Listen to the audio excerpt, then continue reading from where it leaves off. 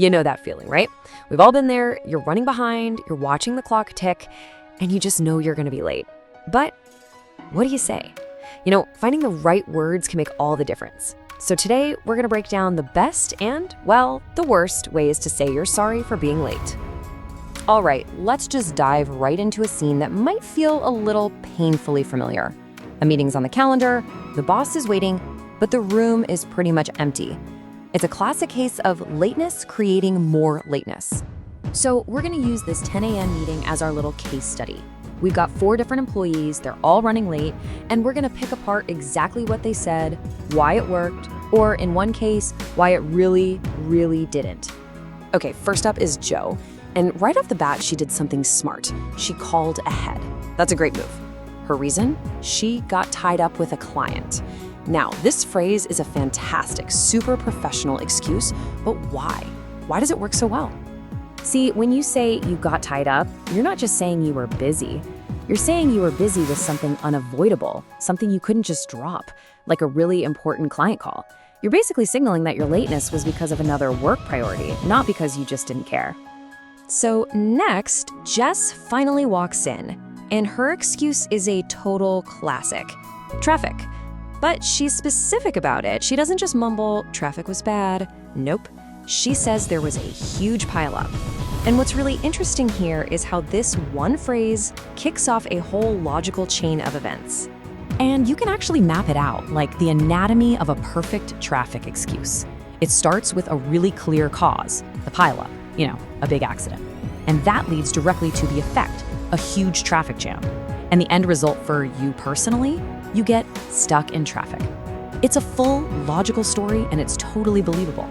Then you've got Scott. He also calls ahead. Good move. And he uses 2 more really great professional phrases.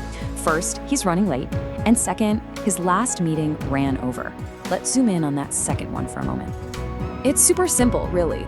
If something runs over, it just means it took more time than it was supposed to. A meeting, a doctor's appointment, whatever. And it's such a great excuse because it's work-related, and it kind of suggests you were just being really diligent in your last task. And then, oh boy, our last employee strolls in, and the excuse? The line at Starbucks was way too long. And right here, this is where you see the huge glaring difference between a real reason and just a bad excuse. So let's actually decode this. What really separates a good reason from a bad one? Well, it pretty much boils down to 2 things, control and priority. So check this out. On one side, you have the good excuses. They're all about things that are either outside of your control, like a massive traffic jam, or they're tied to other professional duties, like a meeting that ran over.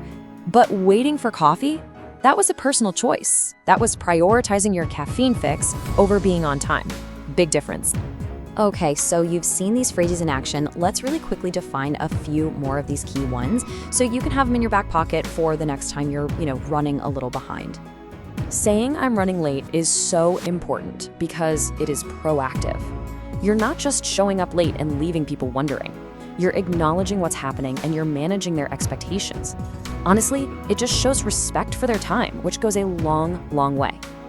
Now this one, I'll be there in a sec. We all know it's not literally 1 second, right? It's an exaggeration. But it's a powerful little phrase because it signals that you're super, super close. Your arrival is imminent. It's best used when you are, literally just around the corner. We heard this from Jess earlier, and it's just so effective because it captures that feeling of being completely and totally powerless. I mean, the word stuck says it all. It implies you physically can't move, and that paints a really clear picture of a situation that is 100% out of your hands. And if you really need to get across the sheer scale of the problem, saying the traffic was backed up for miles is the way to go. It instantly takes the situation from a little slowdown to a major, unavoidable traffic event. It just adds so much weight and credibility to your excuse. Okay, so here's where things get really fascinating. This whole idea of being late isn't universal. Nope. The actual definition of what on time means can change dramatically depending on where you are in the world. And why does that even matter? Well, because showing up at 9 o'clock sharp for a 9 o'clock meeting might be seen as perfectly punctual in one country, but in another, you might be seen as awkwardly early. These unspoken rules about time can have a huge effect on everything. So, for example, in a lot of North America, business meetings tend to start right on the dot. But if you're invited to a party, showing up 5 or 10 minutes late is actually considered polite. But then you contrast that with parts of Latin America, where meetings might have a bit more flex, and showing up to a party 30 or even 60 minutes after the start time can be totally normal. So, with all of that in mind, what are the big takeaways here? What are the go-to phrases you should have ready for next time? Here they are. This is your toolkit for being late. These are the phrases we've talked about that sound natural, they sound professional, and they're pretty much universally understood.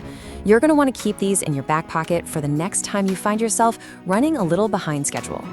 And all of this leaves us with one last really important thought. Knowing the right words is only half the battle. The other half is understanding the culture of time right where you are. So, what does being on time actually mean in your city, at your office, or in your country? That's the real question.